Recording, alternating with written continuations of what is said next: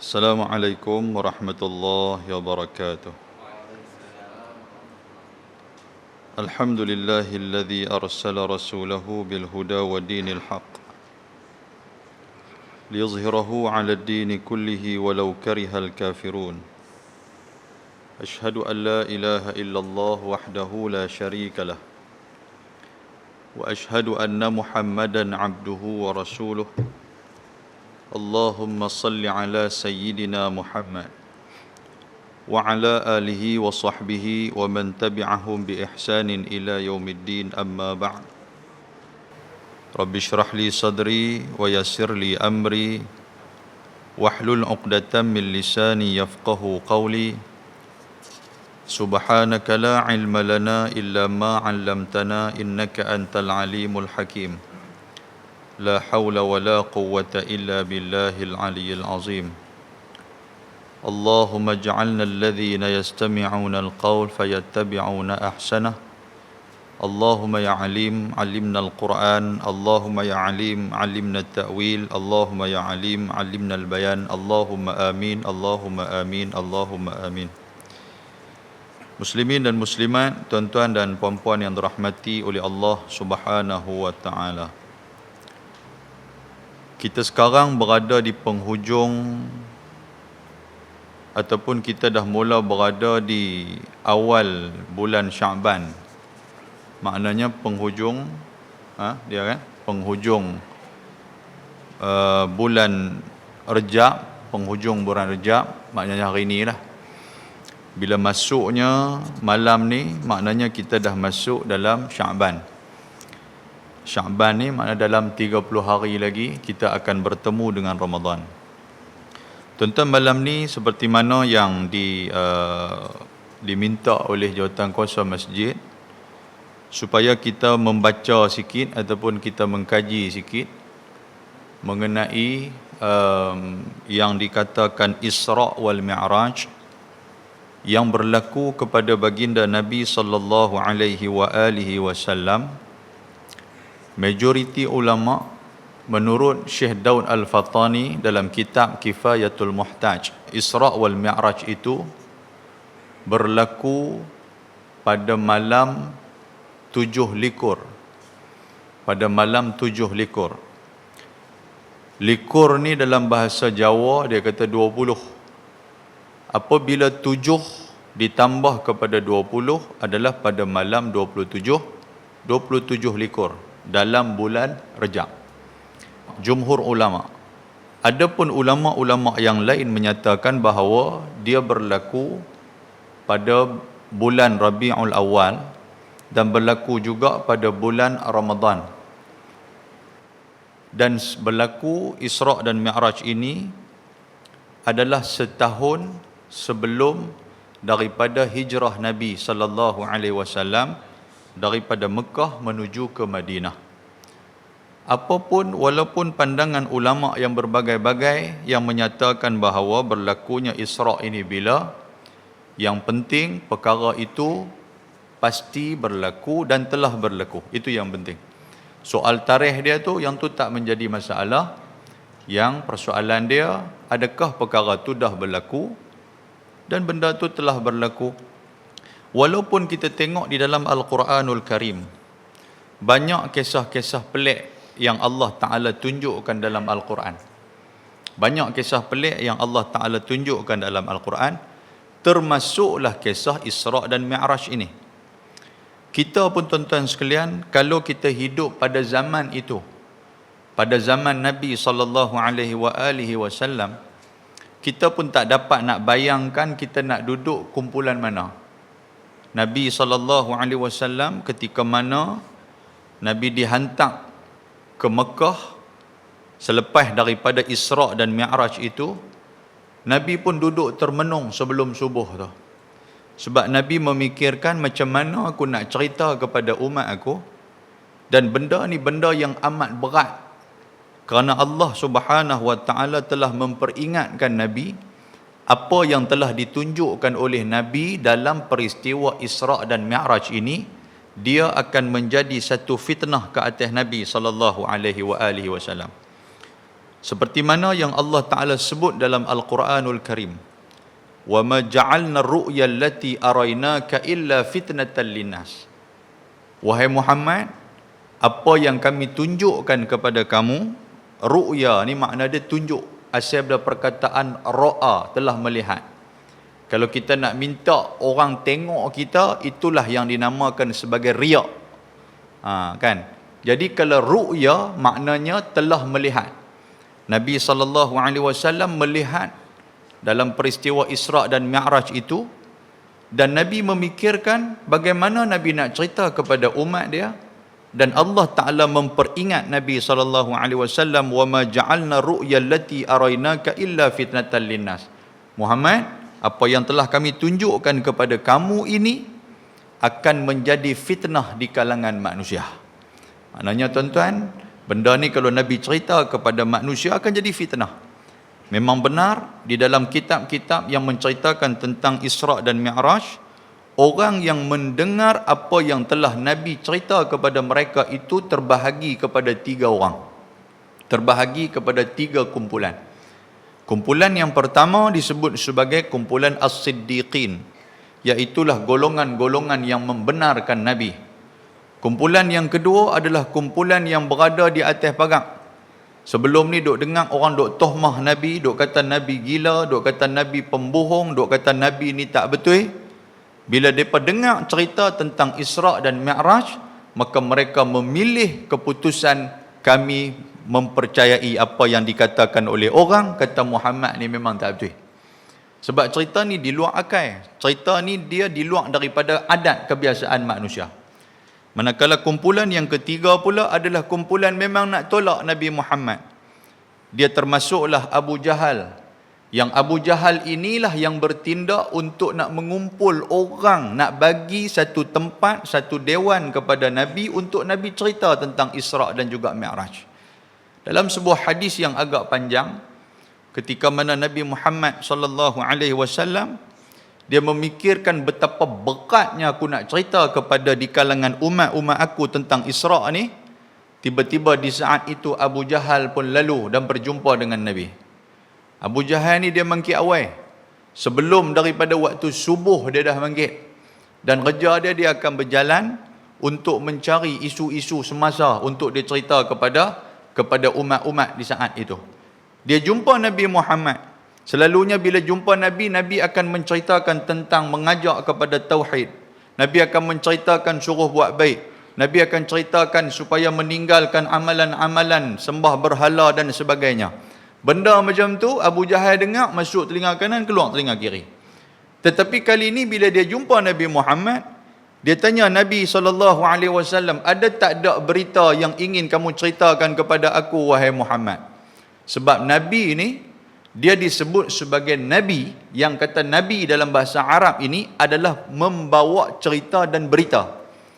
Kalau berita itu, kita tahu dalam surah An-Naba, ataupun surah Amma Yatasa'alun. An-Naba ni makna apa? Iaitulah makna dia berita. Orang yang membawa berita itu apa dia? Dipanggil sebagai Nabi. Itu maksud dia macam tu. Jadi Nabi Muhammad, dia adalah pembawa berita. Abu Jahal tanya dia, Muhammad, ada tak ada berita hari ni hang nak cerita dekat aku? Nabi Muhammad kata ada. Apa dia benda tu? Semalam aku di Isra' dan juga di Mi'rajkan oleh Allah Subhanahu Wa Taala. Abu Jahal dengar-dengar macam tu. Yang ni satu cerita menarik dan isu semasa. Kalau yang ni, kalau zaman dulu, kalau zaman lah ni kira viral terus lah benda tu. Tapi zaman dulu ni dia tak viral lah. Dia panggil semua orang untuk nak dengar cerita Muhammad yang tak masuk akal ni. Dia tanya Nabi Muhammad, dia kata, wahai Muhammad, kalau aku kumpulkan semua orang, adakah hang bersedia untuk menceritakan kepada mereka semua tentang apa yang berlaku pada hang semalam ni? Nabi Muhammad pun dia duk ingat ke Abu Jahal ni memang nak bagi satu pertolongan kepada dia untuk dia nak menyebarkan cerita ni dalam keadaan dipercayai oleh orang. Nabi Muhammad rasa seronok sebab dia dah buka ruang. Abu Jahal dah bagi satu permit kepada Nabi Muhammad. Tiba-tiba bila Nabi Muhammad cerita, datang satu orang yang bernama Mut'im ibn Adi.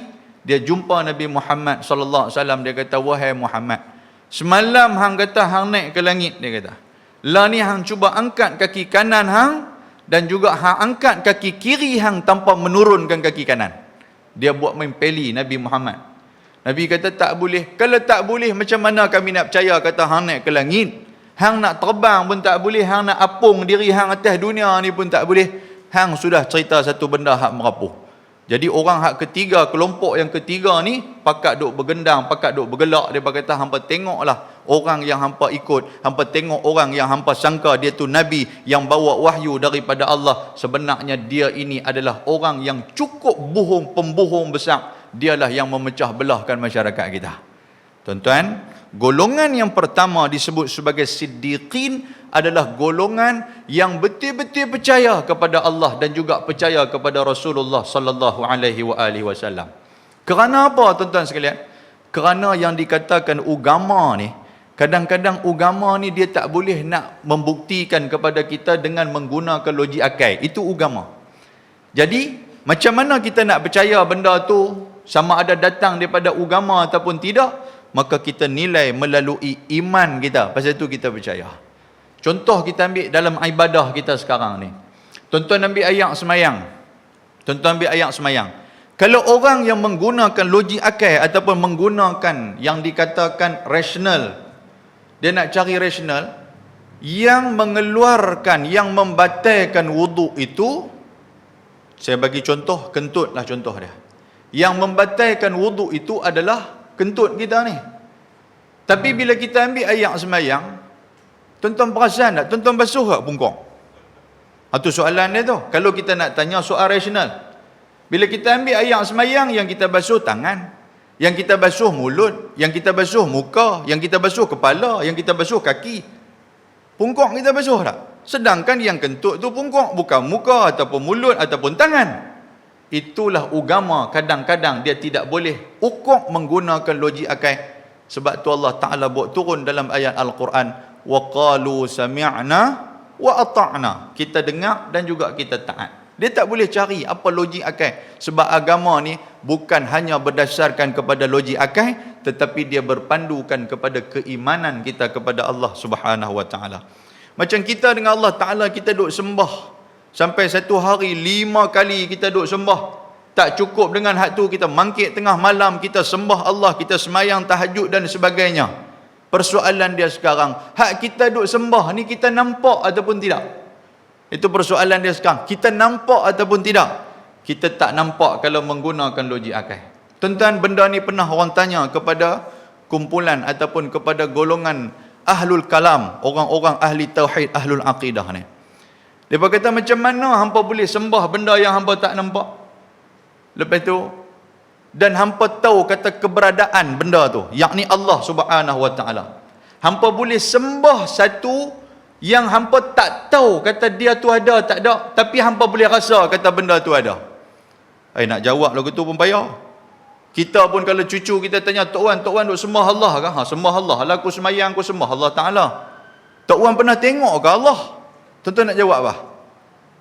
Allah tu ada lah, tahulah rasa. Tok Wan pernah tengok tak tengok Allah Ta'ala itu? Kita nak jawab macam mana tuan-tuan sekalian? Lah kali bubuh sigong cucu kita macam tu ya. Hak tu lah buah bagi kat dia pun. Tuan-tuan, golongan ahlul kalam dia kata apa?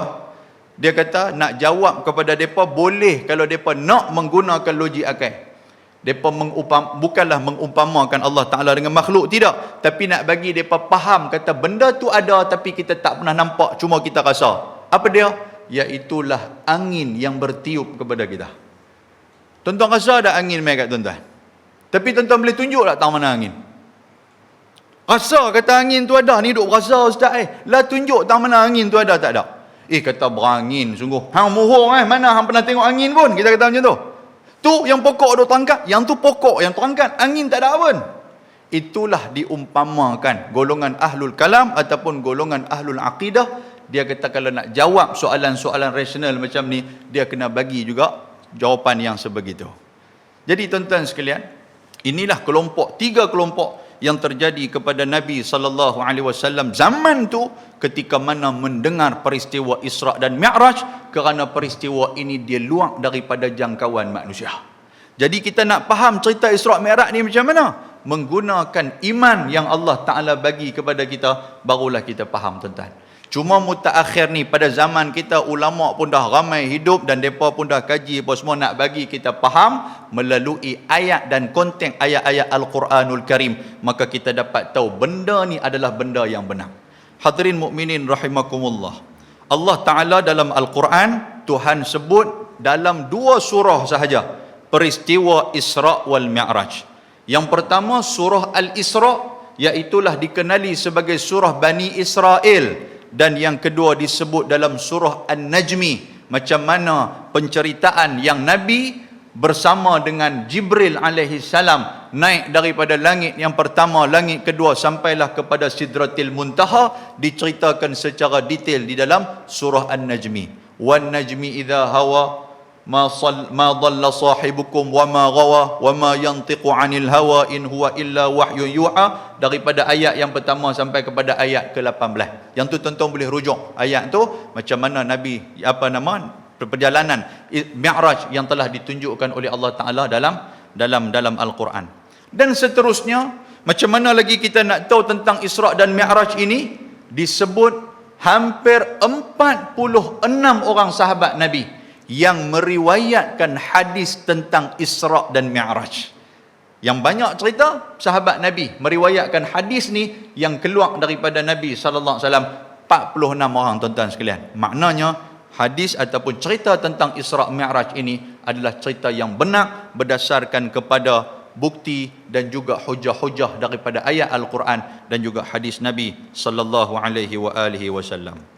Baik tuan-tuan sekalian, mari kita tengok ayat Al-Quran dalam surah Al-Isra, ayat yang pertama. Dalam surah Al-Isra ayat yang pertama ni secara detail, kalau kita sela ataupun kalau kita teliti daripada segi Al-Quran, tata bahasa Al-Quran itu menunjukkan bahawa benda tu benar-benar berlaku dan menjawab segala persoalan-persoalan kita.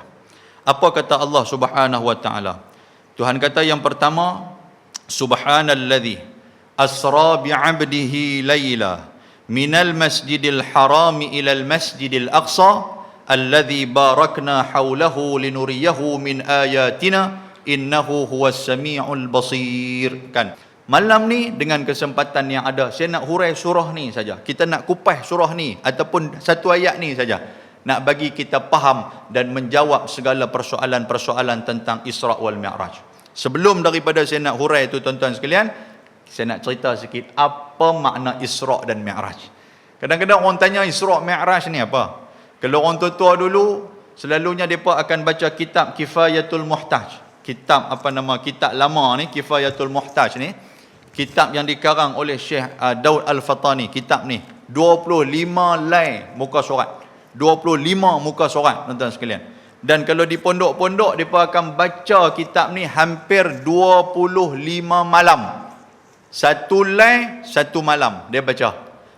Cerita dia detail. Syekh Daud Al-Fatani cerita detail bagaimana bermulanya Isra Mi'raj, sampailah kepada belah dada, sampailah dibawa borak mai, lepas tu depa naik borak tu depa berhenti tang mana, berapa kali Nabi Muhammad berhenti di Tayyibah Madinatil Munawwarah, lepas tu di Baitul Lahmi Palestin. Tempat yang depa berhenti itu adalah tempat-tempat yang Jibril suruh Nabi sallallahu alaihi wasallam sembahyang 2 rakaat. Jibril suruh Nabi sallallahu alaihi wasallam sembahyang 2 rakaat. Falsafah dia ataupun hikmah dia apa tuan-tuan? Bila kita nak keluar pergi musafir mana-mana, sampai mana-mana tempat nak berehat, nak apa kau tuan-tuan, utamakan solat dulu. Kadang-kadang orang kata apa, kita keluar pergi musafir lah, biar sampai di sana kita semayang di rumah dia mudah, tak usah duduk semayang kok jalan. Dah, kalau nak ambil sunnah Nabi, tang mana kita berhenti di RNR ke apa semua, semayang kita tak selesai lagi, maka buat dalam perjalanan itu, kita akan dapat pahala sunnah Nabi sallallahu alaihi wasallam.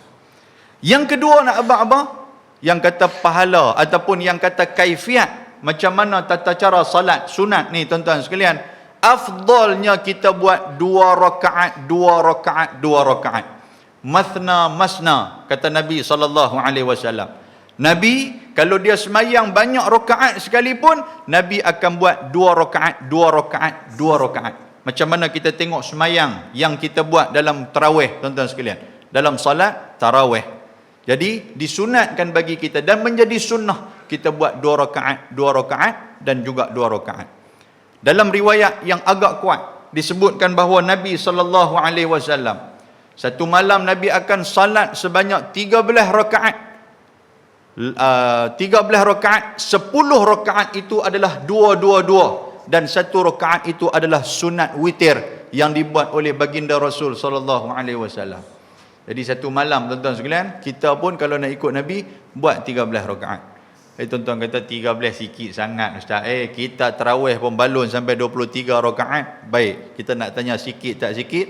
Tuan-tuan waktu tarawih tuan-tuan baca surah apa? Tuan-tuan baca ayat apa?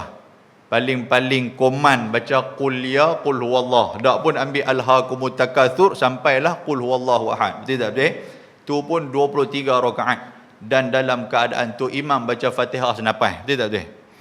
Dia katuk-katuk gear bismillah tu kira habis tang mana waladdallin. Satu napas ya. Kalau dia buat duk gagah duk baca bismillahirrahmanirrahim, Jahannam 10.5 baru habis. Tapi Nabi SAW satu rakaat Nabi baca hampir 300 ayat Al-Quranul Karim. Satu rakaat hampir 300 ayat. Kalau 2 rakaat hampir 600 ayat tuan-tuan sekalian.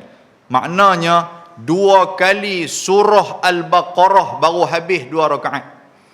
Kita pergi baca 2 surah Al-Baqarah, kain-kain pun tercabut lepas tu. Sedang tak ada apa, telanjang bogel habis-habis semua, tak sedang meloreh turun. Berdiri sikit punya lama tuan sekalian. Itu tata cara Nabi sallallahu alaihi wasallam. Dalam kitab Kifayatul Muhtaj ini memang menceritakan yang tu. Hampir Nabi bertemu sampailah diceritakan macam mana Nabi, kan perumpamaan misal-misal yang ditunjukkan kepada Nabi. Yang dikatakan Ifrit lah ligan Nabi. Lepas tu jumpa dengan malaikat Malik, penjaga sahibun nar, penjaga api neraka. Sampailah kepada Masjidil Aqsa, Nabi solat di situ. Sampai di sana Nabi dibawa ke Qubbatus Sahra, ke satu tempat untuk dimi'rajkan oleh Allah Ta'ala. Jadi tuan-tuan, makna Isra' itu adalah makna perjalanan yang dilakukan oleh Nabi pada waktu malam. Itu maksudnya. Mi'raj itu apa? Mi'raj itu adalah Nabi dinaikkan oleh Allah Subhanahu wa Ta'ala, bertemu dengan Allah Subhanahu wa Ta'ala. Itu makna dia. Kalau orang tanya apa makna pakcik Isra' Mi'raj ni makna apa? Iaitulah makna perjalanan Nabi yang dilakukan daripada Mekah menuju ke Masjidil Aqsa pada waktu malam dan di Mi'raj dan dinaikkan oleh Allah Ta'ala, bertemu dengan Allah Subhanahu wa Ta'ala pada waktu malam. Itu maksud yang sebenar. Boleh faham tuan sekalian? Kita selalu duk panggil Mi'raj ni. Mi'raj.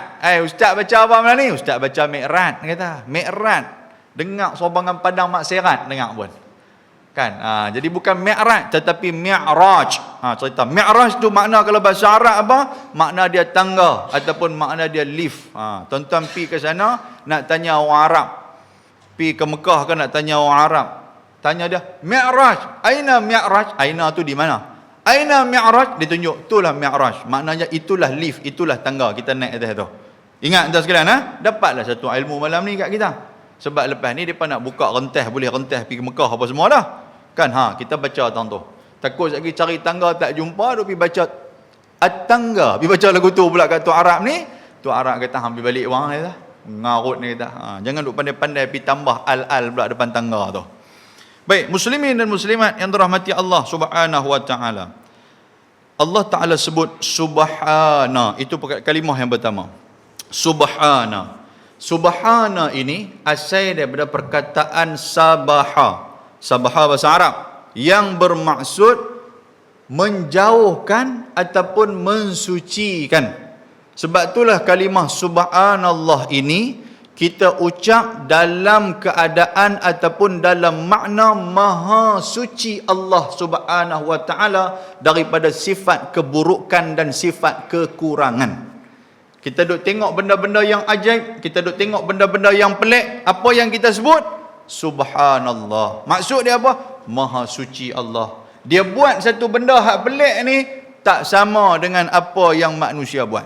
Dan kalimah tasbih ini juga adalah kalimah yang menghindarkan kita daripada melakukan kesyirikan kepada Allah Subhanahu wa taala. Tu dia tuan-tuan sekalian. Bila nak buat benda tak elok, subhanallah, aku nak jadi apa ni? Dok pergi menurun pula, minta nombor ekor di kubur Cina ni pula. Contoh dia lagu tu lah. Jangan melakukan kesyirikan. Itu kalimah subhanallah. Yang pertama. Yang kedua, apa makna kepada kalimah ni?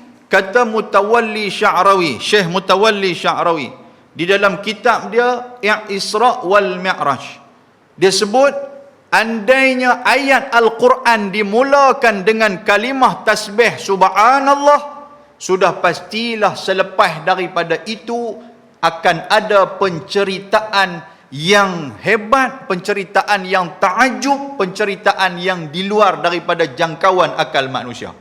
Kalau tuan-tuan tengok dalam Al-Quran, sebanyak 7 tempat Allah Ta'ala sebut di dalam surah, 7 tempat dalam 7 surah yang menggunakan perkataan tasbih ataupun maha suci Allah Ta'ala.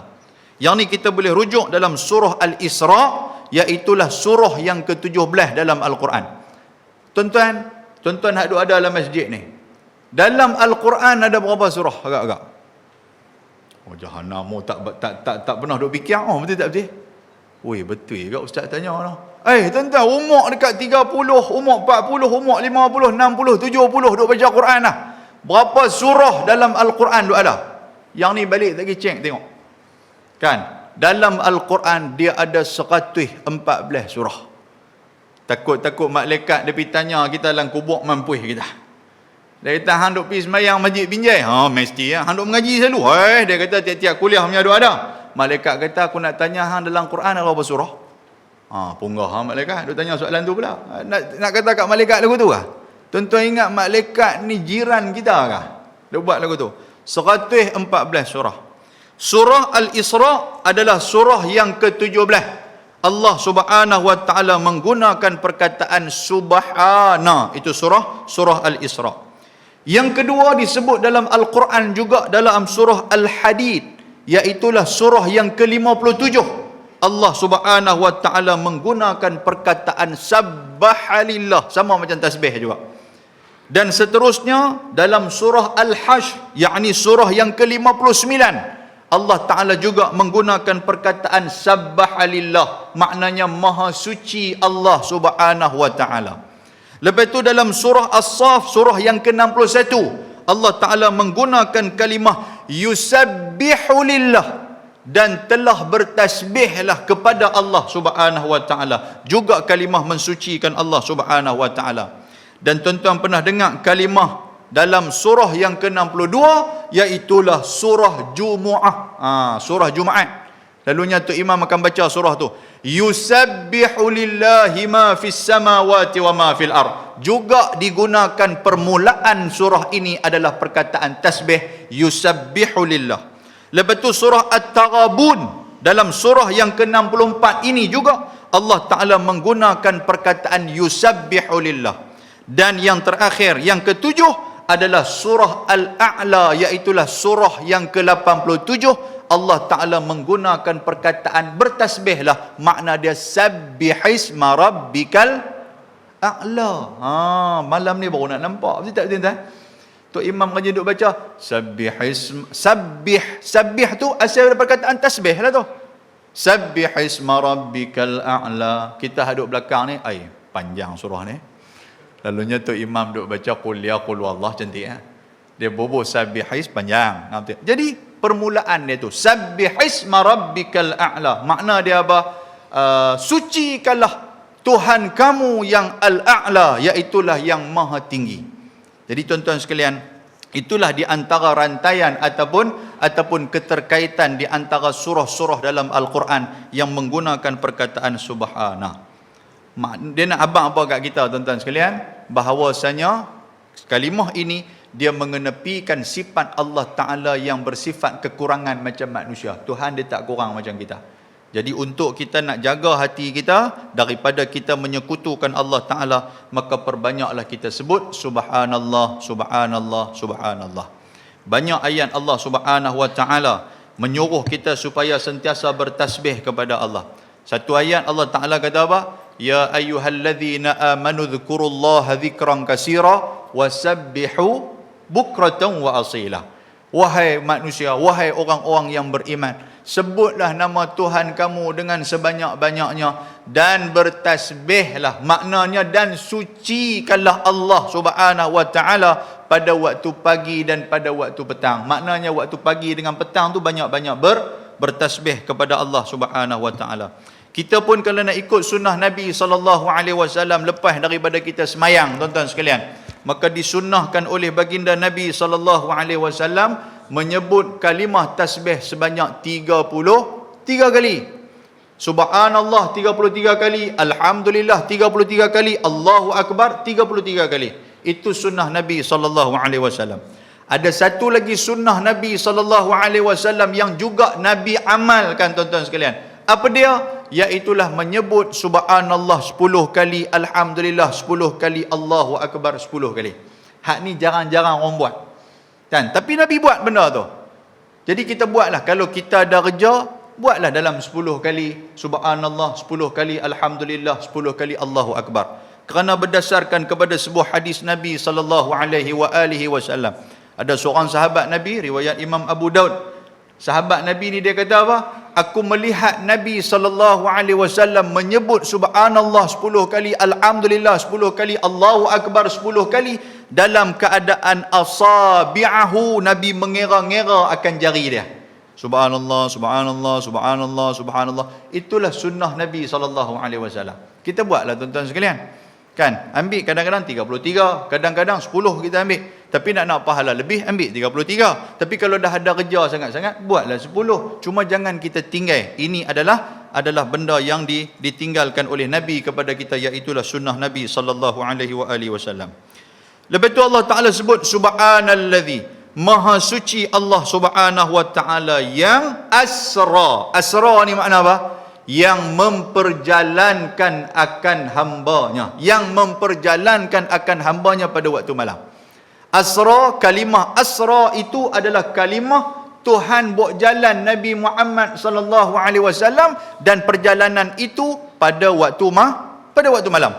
Kalaulah pada waktu siang, Allah Ta'ala tidak akan menggunakan perkataan asra. Tuan-tuan boleh faham tak? Tuhan takkan gunakan perkataan tu. Waktu siang, perkataan dia yang lain. Tapi waktu malam, Allah Ta'ala guna perkataan asra, telah memperjalankan dia. Allah Ta'ala jalankan siapa? Iaitulah bi'abdihi, akan hambanya. Siapa dia hamba dia? Nabi Muhammad SAW. Dapat kat kita jawapan, tuan-tuan sekalian. Jawapan apa? Walaupun perjalanan daripada Mekah menuju ke Baitul Muqaddis, walaupun perjalanan daripada Isra, daripada Mekah Baitul Muqaddis, lepas itu bertemu dengan Allah Ta'ala di Mi'rajkan, benda ni tak ada masalah, kerana yang bawa Nabi Muhammad adalah siapa? Adalah Allah Subhanahu wa Ta'ala. Boleh faham tuan sekalian? Bukan Nabi Muhammad berjalan sendiri. Kalau Nabi Muhammad berjalan sendiri, memang benda tu di luar akal manusia. Memang benda tu tak logik akal langsung. Sebab kalau kita tengok hijrah Nabi SAW daripada Mekah menuju ke Madinatul Munawwarah, memakan masa hampir 3 hari 3 malam. Dalam kitab yang lain dia kata hampir 7 hari 7 malam. Yang tu baru betul Nabi berjalan sendiri, tuan-tuan sekalian, tanpa dibawa oleh Allah Subhanahu wa Ta'ala. Yang ni Allah yang bawa. Tuan-tuan, bila kuasa, ada kuasa besar, kuasa hak power, hak bawa kita, tuan-tuan sekalian, lebih laju daripada perjalanan kita. Masuk akal lah. Saya main daripada Bakar Kapok Penaga, main naik Innova. Tiba-tiba ada sahabat saya seorang dia tak naik Innova, dia naik Lamborghini ke apakah. Siapa sampai dulu? Tobatlah dia sampai dulu. Pasal Lamborghini laju daripada Innova. Betul tak betul, tuan sekalian? Jadi itu perumpamaan dia. Kalau saya main berjalan kaki, lagi tak sampai lah ni. Kan? Saya main lepas hasang, berjalan kaki main ke sini, tuan-tuan. Agak-agak berapa nak sampai? Mungkin 12 malam lagi baru sampai. Tapi oleh kerana saya main dengan kereta. Kan? Tuan-tuan tanya saya, Ustaz, main pada sana berapa? Main lepas hasang kata. Oh, ni maghrib sampai? Maghrib sampai. Murung lah Ustaz. Kalau berjalan kaki, tobat tak sampai lah ni. Tuan-tuan agak-agak tuan-tuan nak tanya soalan macam tu tak? Tak tanya. Sebab maklum, saya main kereta yang bawa saya, bukan saya bawa kereta. Boleh faham? Sama macam kisah ni juga. Nabi Muhammad yang dibawa oleh Allah Subhanahu wa Ta'ala bukanlah Nabi Muhammad yang berjalan sendiri. Inilah ayat dia, asra, memperjalankan akan hamba dia. Itu satu. Yang kedua, tuan-tuan sekalian, perkataan hamba di sini. Perkataan hamba. Yang pertama, Nabi SAW amat mencintai dan amat menyukai kalau Tuhan panggil kepada dia abdun, wahai hambaku. Nabi tak apa suka Allah Ta'ala panggil Muhammad. Nabi tak apa suka Allah Ta'ala panggil Rasul. Nabi lebih suka Allah Ta'ala memanggil abdun, hamba Allah Subhanahu Wa Ta'ala. Pasal apa? Kerana perkataan hamba itu lebih dekat daripada mengambil nama. Lebih dekat daripada memanggil nama. Kan? Kita panggil orang, tuan-tuan sekalian, orang hak baik macam kita lah. Sayang dengan nama kita. Tuan-tuan panggil bini, tuan-tuan panggil nama sendiri ke panggil sayang? Kan? Contoh macam tu. Sayang. Oh, dengar sayang tu pun boleh. Hak umur 80, berasa serba 20 Itu tak boleh. Tapi kalau dia panggil nama, weh, Tom. Tom dia panggil lagu tu. Sebab nama dia Kaltum. Lebih kurang ketum. Lebih kurang dekat lah. Kan? Tom. Tom dia buat tak tahu. Nampak tua sangat. Walaupun umur 20. Betul tak betul tak? Lagu tu lah. Dia panggil sayang. Sama juga dengan panggil nama dengan panggil hamba. Kalau Tuhan panggil hamba tu lebih lembut. Dalam ayat Al-Quran banyak Allah Ta'ala sebut tentang hamba Allah Ta'ala ni. Antara dia Tuhan kata apa? Qul ya ibadiyalladhi asrafu ala anfusihim la taqnatu min rahmatillah innallaha yaghfiruz dzunuba jami'a innallaha ghafurur rahim. Qul ya ibadiyalladhi, wahai hamba-hambaku yang putus asa dengan diri mereka, jangan putus asa. Nampak Allah Ta'ala sebut, wahai hamba-Ku, jangan putus asa. Pasal apa? Rahmat aku ni amat besar, amat luas untuk hamba. Tuan-tuan, nampak tak? Ayat Tuhan panggil hamba tu, Allahu Akbar, lebih lembut daripada Tuhan panggil nama. Kan? Jadi Nabi Muhammad, dia nak perkataan itu dipanggil akan diri dia itu adalah hamba Allah Subhanahu Wa Ta'ala. Kata Mutawalli Asy-Sya'rawi dalam kitab dia Isra' wal Mi'raj. Dia kata yang kedua, perkataan hamba di sini ada dua unsur. Yang pertama adalah hamba itu daripada roh, dan kedua hamba itu daripada jasad. Maknanya yang kata peristiwa Isra' dan Mi'raj ini berlaku kepada Nabi SAW dalam keadaan Nabi itu ada jasad dan Nabi itu ada roh, bukan dalam keadaan mimpi. Tuan-tuan, boleh faham tak? Kalau mimpi ni hanya roh saja yang berjalan. Kalau mimpi ni hanya roh saja, Allah Ta'ala bawa roh itu. Tuan-tuan, kalau soal mimpi, sudah pastilah tak jadi fitnah kepada Nabi. Betul tak betul? Kita semalam pun mimpi jumpa macam-macam, betul tak? Saya kalau hari ni kuliah ni, saya duk abang, tuan-tuan, saya pergi Amerika semalam ni. Pergi Amerika kena ligan pula. Dia Amerika tu Trump ligan saya pula. Tak ada nak ligan, saya terajang dia, bergaduh dengan Trump, tuan-tuan sekalian. Tuan-tuan percaya tak kat saya? Tobat lahum tak percaya. Tapi kalau saya kata semalam saya mimpi, tuan-tuan, jumpa Trump. Oh, mimpi. Mimpi tak ada masalah. Jadi fitnah tak fitnah? Tuan-tuan pun tak kata saya gila. Betul tak betul? Tapi yang ni, yang jadi ke atas Nabi SAW, bila orang tuduh kata dia ini melalui mimpi, pasal apa jadi fitnah? Kalau benda mimpi, tak ada fitnah. Tuhan kata, وَمَا جَعَلْنَا رُؤْيَا الَّتِي أَرَيْنَاكَ إِلَّا فِتْنَةً لِلنَّاسِ. Muhammad, apa yang kami tunjuk kepada hang, kalaulah dalam waktu roh Tuhan bawa Nabi Muhammad, tak jadi fitnah. Tapi pasal apa jadi fitnah? Maknanya benda ni, tuan-tuan, Nabi dibawa oleh Allah Ta'ala daripada Mekah menuju ke Baitul Maqdis, daripada Baitul Maqdis dimi'rajkan oleh Allah Ta'ala dalam keadaan roh dan juga jasad. Itu maksud i'jaz ataupun mukjizat kepada Al-Quranul Karim. Baik tuan-tuan, kita ambil sikit apa makna hamba Allah Subhanahu Wa Ta'ala. Hamba ni ada 3 makna. Kalau kita kata kita ni hamba Allah, kita ni hamba Allah tak tuan-tuan sekalian? Itu soalan nak tanya tu. Kita hamba Allah, Ustaz, betul tak betul kita hamba Allah? Mari kita tengok definisi yang diberikan oleh Profesor Dr. Quraish Shihab dalam tafsir Al-Misbah. Dia kata perkataan ataupun definisi hamba ni ada 3. Kalau tuan-tuan klaim kata tuan-tuan hamba Allah Ta'ala ni, dia ada 3 ciri. Yang pertama, Yang pertama, kita ini adalah milik Tuan kita. Seorang hamba tu mesti ada Tuan dia. Kita adalah milik Tuan kita. Kan hak milik kita ni adalah hak milik Allah Subhanahu Wa Ta'ala. Yang pertama. Tuan-tuan rasa tak rasa kita ni adalah milik hak Allah Ta'ala? Kalau rasa tuan-tuan sekalian, sudah pasti kita akan buat benda yang Allah Ta'ala suruh, kita akan tinggalkan benda yang Allah Ta'ala larang. Itu nombor satu. Sebab duk rasa kita ni bukan milik Allah lah yang buat benda macam-macam ni. Tak betul tuan? Yang kedua, kalau kita ni hamba kepada Allah Subhanahu Wa Ta'ala, apa yang ada pada kita, apa yang kita miliki, semua milik Tuhan kita. Semua milik Allah Subhanahu Wa Ta'ala. Maknanya apa? Kita ada isteri, isteri kita Allah Ta'ala punya. Kita ada anak-anak, anak-anak kita Allah Ta'ala punya. Kita ada harta benda Allah Ta'ala punya.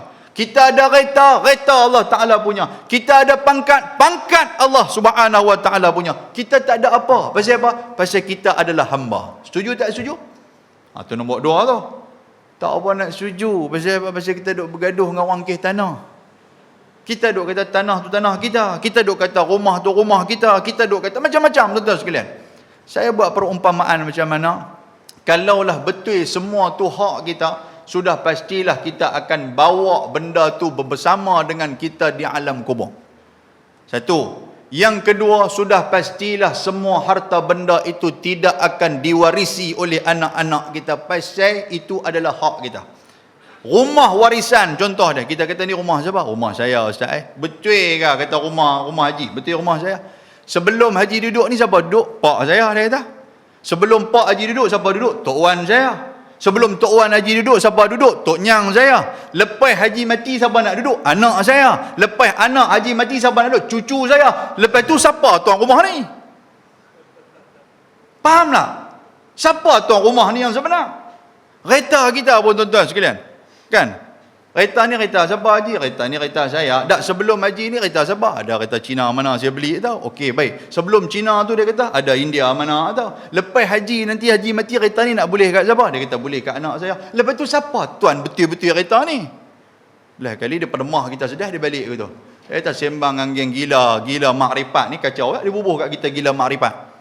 Sebab nak habaq tuan-tuan, benda ni tak kekal.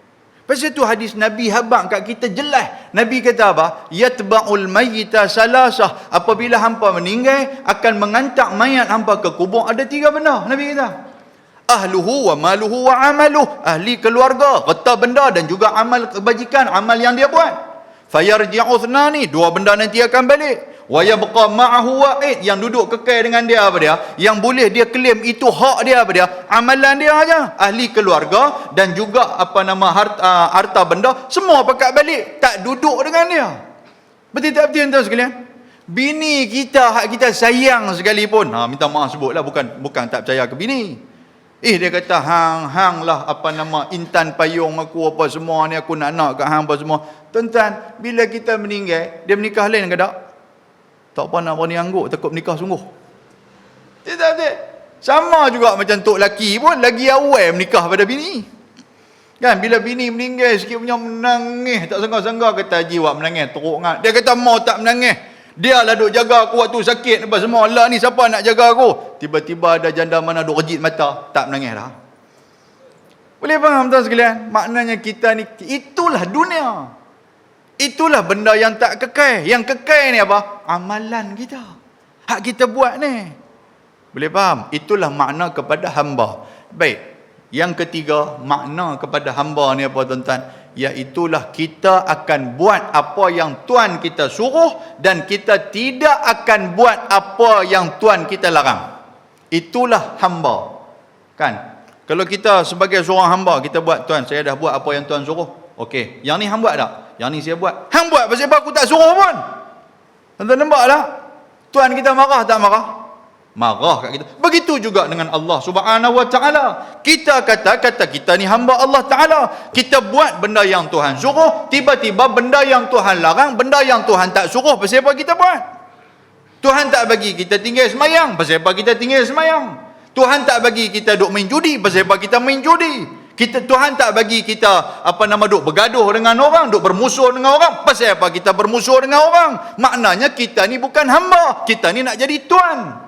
Sebab tu tak ada istilah diri kita hamba kepada Allah Subhanahu Wa Ta'ala. 3 ciri ni tidak ada. Boleh tuan?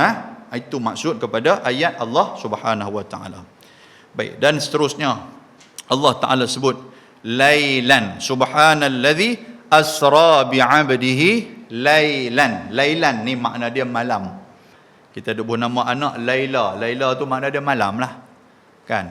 Malam di sini. Kan saya sebut kepada tuan-tuan tadi perkataan asra tu pun dah menunjuk perjalanan pada waktu malam. Tapi apa pasal Allah Ta'ala guna satu lagi perkataan Laila pula lepas tu, maknanya ada dua malam lah benda tu jadi. Tidak betul sekalian? Saya baca kepada tuan-tuan. Subhanalladzi asra bi'abdihi Laila. Maha suci Allah Ta'ala yang memperjalankan hamba dia pada waktu malam dan malam. Tu makna kepada ayat Quran ni. Perkataan asra tu pun dah menunjukkan malam. Macam saya kata kepada tuan-tuan. Tuan-tuan, malam ni saya nak balik Penaga waktu malam. Betul tak betul ayat saya? Hang dah sebut dah kata malam ni. Hang duk tambah malam dia buat kali kedua buat apa? Betul tak betul? Kan? Malam ni saya kata, tuan-tuan, malam ni ada kuliah saya pada waktu malam. Dia jadi pelik pula dah. Kan? Ayat Quran dia cerita yang tu. Rupa-rupanya perkataan lailan di situ bukan menunjukkan waktu malam. Tetapi perkataan lailan itu menunjukkan bahawasanya benda tu berlaku dalam keadaan sedikit daripada malam. Yang tu maksud dia. Boleh faham tak sekalian? Benda tu nak abang kata sedikit daripada malam. Bukan jadi satu malam, bukan jadi separuh malam, tetapi hanyalah sedikit daripada malam. Kan? Jadi berdasarkan kepada ayat ataupun hadis Nabi SAW, namun hadis ni dipertikaikan di kalangan para ulama mengenai kesahihan dia. Nabi SAW dia ada dua riwayat. Yang pertama, Nabi dibawa di Isra' dan di Mi'rajkan ketika mana Nabi duduk di Kaabah waktu tu. Duduk dekat dengan Kaabah. Yang kedua, Nabi duduk di rumah Ummu Hani, iaitulah anak kepada Abi Talib. Ada dua pandangan. Kan? Jadi cerita hadis ni dia habaq apa? Dia kata ketika mana Nabi SAW dibawa oleh Jibril daripada Ummu Hani, rumah Ummu Hani tu, sampailah ke Sidratil Muntaha apa semua tu. Lepas tu Jibril hantar mai balik ke rumah Ummu Hani tu. Nabi pi pegang tempat duduk ataupun lantai hak dia duduk itu masih lagi panas. Macam tuan-tuan duduk ni, tuan-tuan mangkit sat pi keluar, lepas tu tuan-tuan mai balik tempat tuan-tuan. Tuan-tuan pegang tengok tempat panas ke sejuk. Kalau dah sejuk dah, maknanya tuan-tuan keluar tu memakan masa yang lama. Tapi kalau tuan-tuan pergi balik-balik main berasa panas lagi, tuan-tuan baru keluar sat saja. Itulah diumpamakan perjalanan itu berlaku. Boleh faham tuan sekalian? Itu ayat Al-Quranul Karim. Baik. Minal Masjidil Haram ilal Masjidil Aqsa. Daripada Masjidil Haram menuju ke Masjidil Aqsa. Daripada masjid. Perkataan masjid di sini membawa maksud tempat sujud. Membawa maksud tempat sujud. Pasal apa Allah Ta'ala sebut perkataan masjid ni tempat sujud? Adakah ibadah kita ni hanya sujud saja? Boleh faham tak sekalian? Sebab apa tak guna hal lain? Kita, semayang kita ada berdiri tak? Ada berdiri. Semayang kita ada duduk ya? Ada duduk. Semayang kita ada rokok tak? Ada rokok. Sebab apa tak guna hal tu? Sebab kalau berdiri, dia nama dia maqam. Kalau duduk, nama dia majlis. Kalau rokok, nama dia marka'. Tapi kalau sujud, nama dia masjid. Pasal apa Tuhan ambil masjid saja? Adakah semayang kita hanya sujud? Itu soalan dia.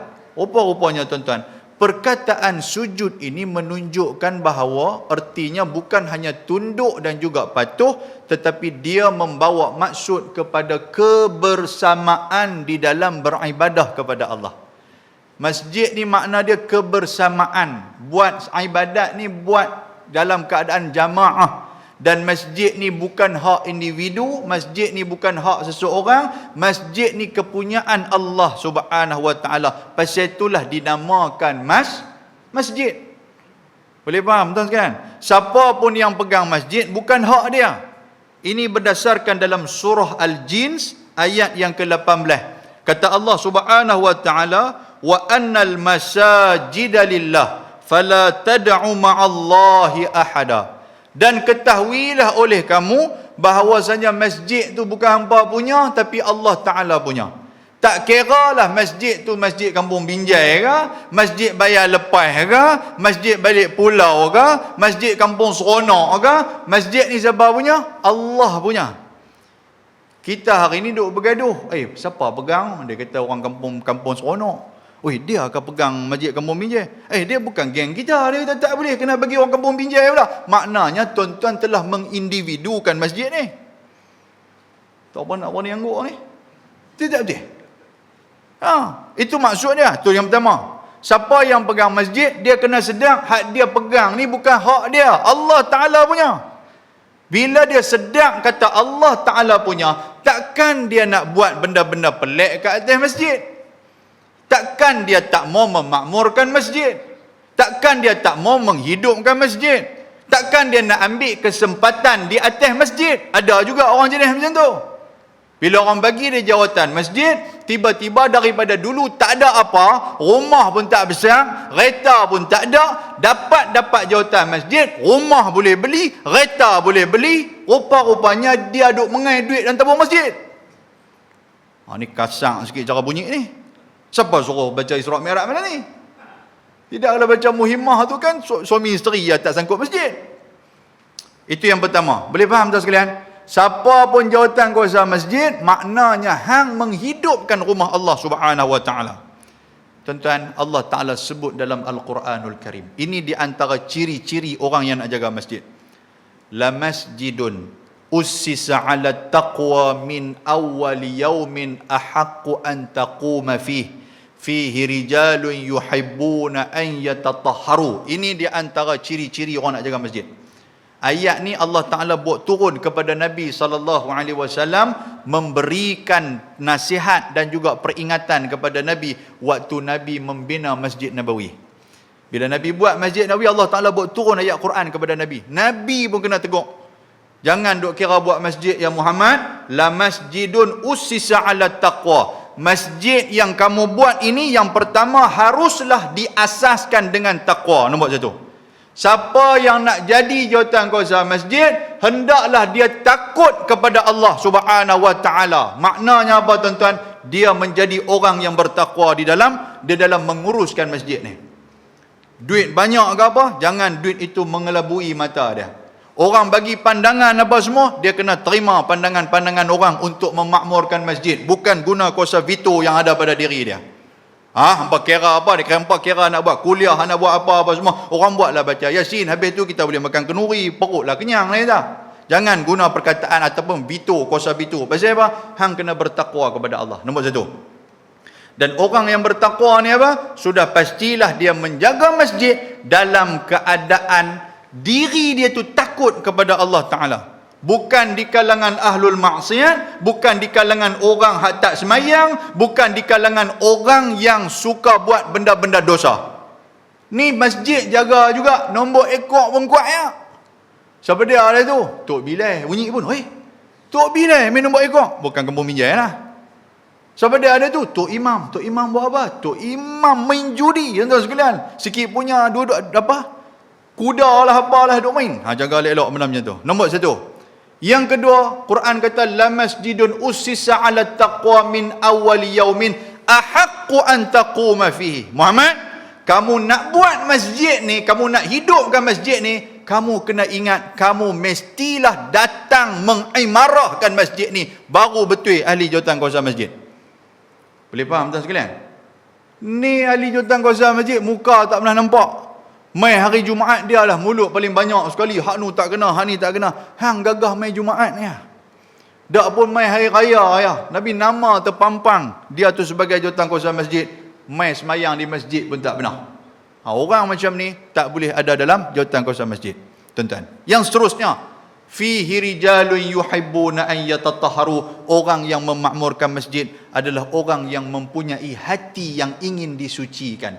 Maksud dia apa? Dia mai ke masjid, dia nak berubah. Dia mai ke masjid, dia nak menyucikan segala dosa-dosa yang ada pada diri dia. Ini 3 ciri orang yang akan memakmurkan masjid.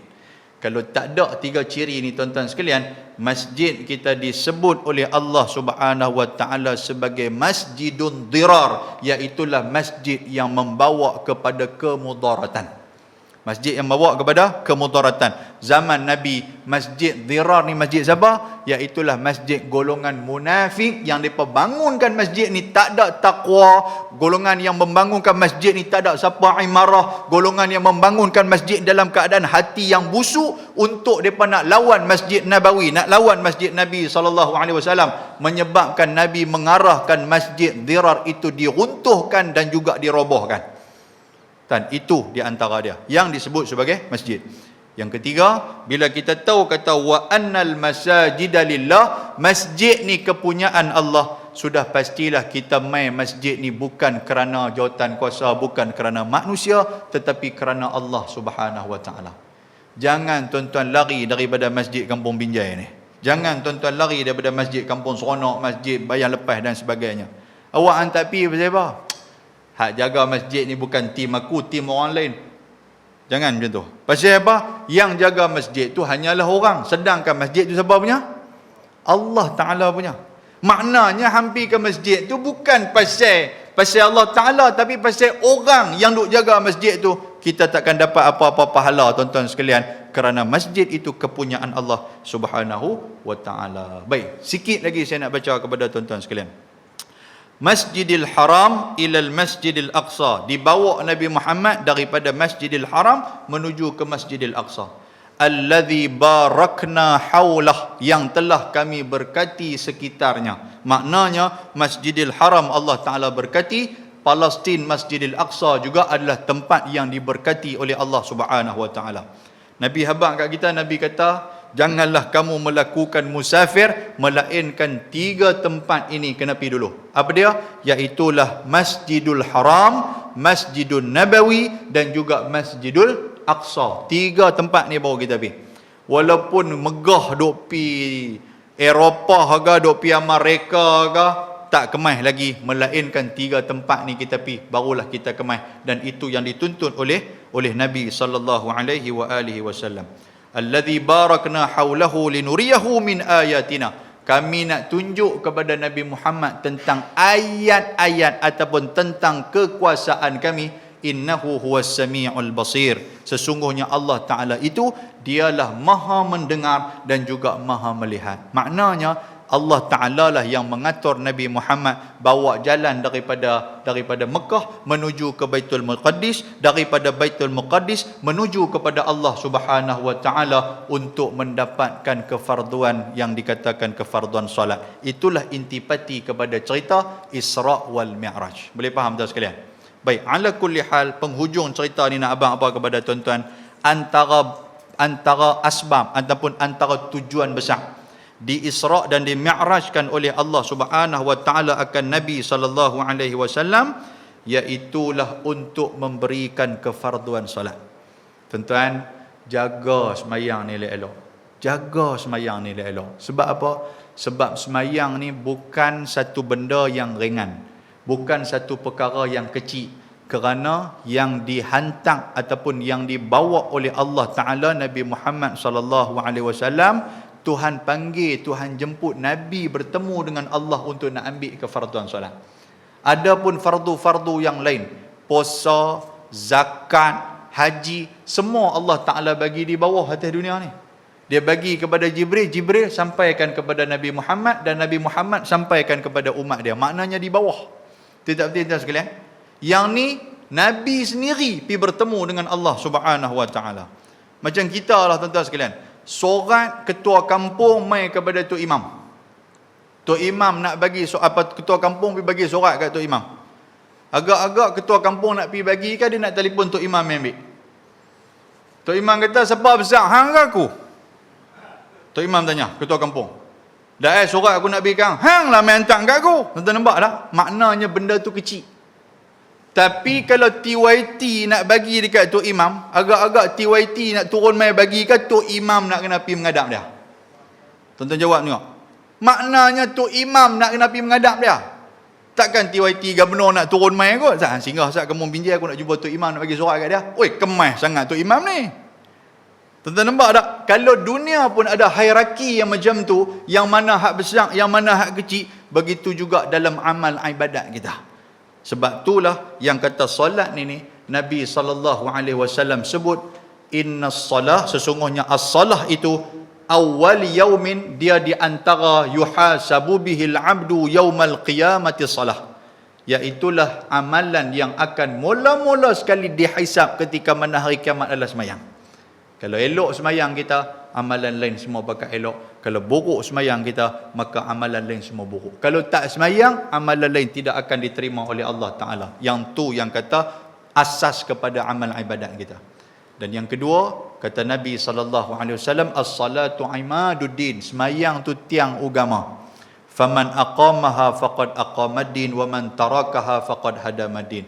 Semayang tu tiang agama. Siapa yang membangunkan, menghidupkan semayang, siapa yang tunaikan salat, maka dia adalah orang yang menjaga agama, yang membangunkan agama. Tapi kalau dia tak semayang, dia adalah orang yang meruntuhkan agama. Tuan-tuan, besar yang kita semayang ni. Nabi perincikan lagi. Nabi kata, man taraka salatan muta'ammidan faqad kafara jihara. Siapa yang tinggal semayang dalam keadaan sengaja, dia adalah kafir yang nyata, dia adalah ingkar yang nyata kepada Allah Ta'ala. Sama kapiak, tuan-tuan sekalian. Minta maaf sebutlah. Kalau sebut kafir ni nampak macam lembut sangat, betul lah. Tapi kalau sebut kapiak, kasar. Hang ni kafir sungguh, alhamdulillah boleh duduk renyah lagi. Hang ni kapiak sungguh, dia pedemah kita. Nampak tak? Dan yang kedua Nabi kata apa? Al-farqu bainal abd, perbezaan di antara hamba dan juga orang kafir apa dia? Tarkus salah, iaitulah meninggalkan salat. Jadi tuan-tuan sekalian, ala kulli hal, nak cerita secara pendek dia, peristiwa Isra wal Mi'raj adalah peristiwa yang memuncakkan tujuan apa dia, iaitulah tujuan dia kefarduan solat diberikan kepada baginda Nabi dan juga diamalkan oleh kita. Boleh faham tuan sekalian? Takat tu, mudah-mudahan Allah Ta'ala merahmati kita insya-Allah. Mudah-mudahan apa yang kita bincangkan ni menjadi manfaat kepada kita.